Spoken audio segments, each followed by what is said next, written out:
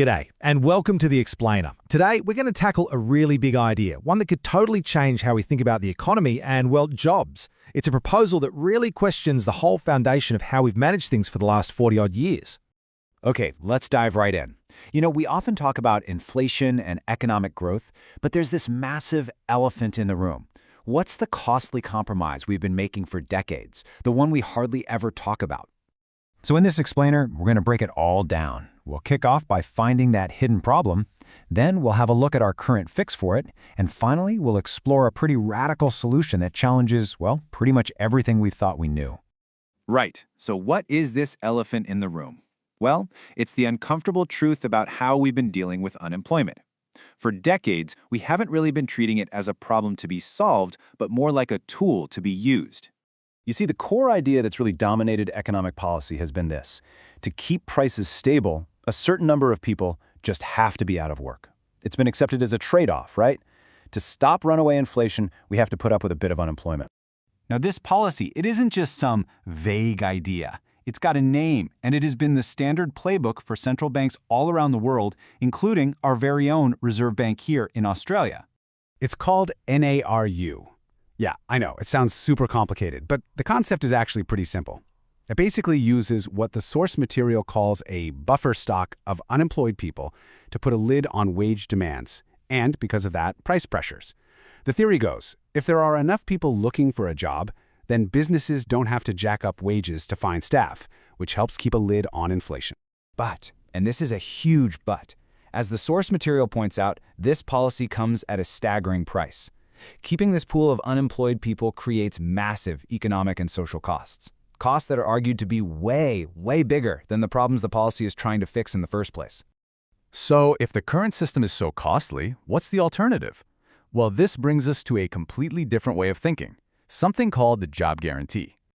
Okay, now this is the crucial bit. It completely flips the entire model on its head. Instead of using a pool of unemployed people to control inflation, it suggests using a pool of employed people. It's a massive shift from creating unemployment by design to, well, creating jobs instead. And this creates a whole new benchmark, a new acronym to replace the old one, NIBER. The idea is that the government guarantees a job at a fixed minimum living wage to absolutely anyone who is willing and able to work. This creates this permanent pool of workers who are ready to go, and the private sector can just hire from that pool whenever it needs to. And this just brilliantly shows the difference, doesn't it? We shift from a pretty negative system that relies on people being jobless to a positive one based on giving people employment.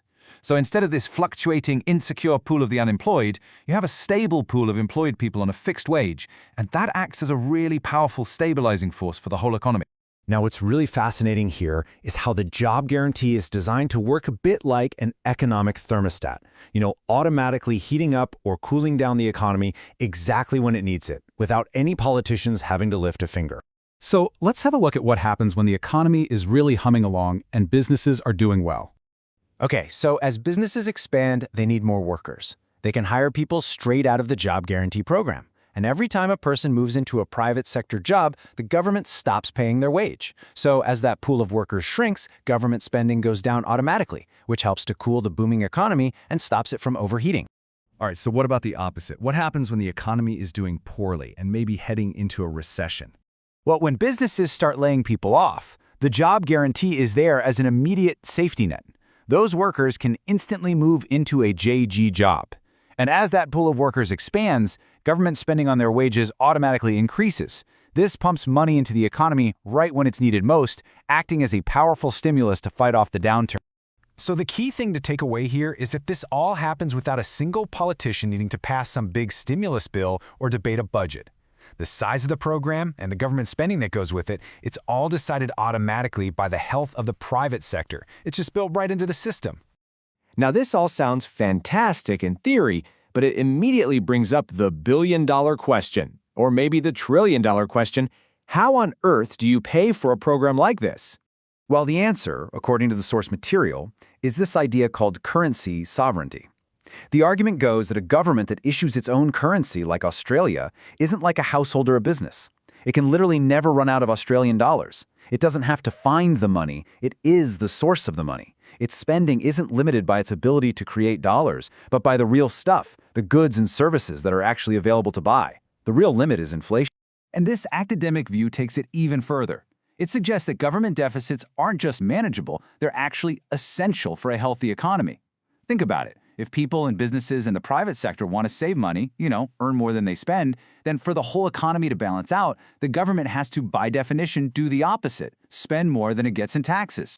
So this represents a really fundamental shift in how we do things. We move from what's called a quantity rule, where the government decides to spend a specific amount of money, to a price rule. With the job guarantee, the government just sets the price, that's the wage for the job, and then it just lets the total quantity of spending adjust automatically. It's kind of like setting the price of a concert ticket and then letting your total revenue just be whatever it is based on how many people show up. And the potential upsides, as they're laid out in the research, are just massive. The argument is it wouldn't just wipe out involuntary unemployment, it would also give the private sector a trained workforce. It could revitalize regional areas, tackle poverty, and ultimately make our entire economy much more resilient to shocks. So the crucial point here is that this isn't just another welfare program or some kind of temporary fix. No, it's being proposed as a permanent economic tool designed to lock in both full employment and price stability right into the very structure of our economy. And that leaves us with a final, pretty provocative thought to chew on. Could this radical shift in thinking, moving from a buffer of the unemployed to a buffer of the employed, actually be the answer to some of our most stubborn economic problems?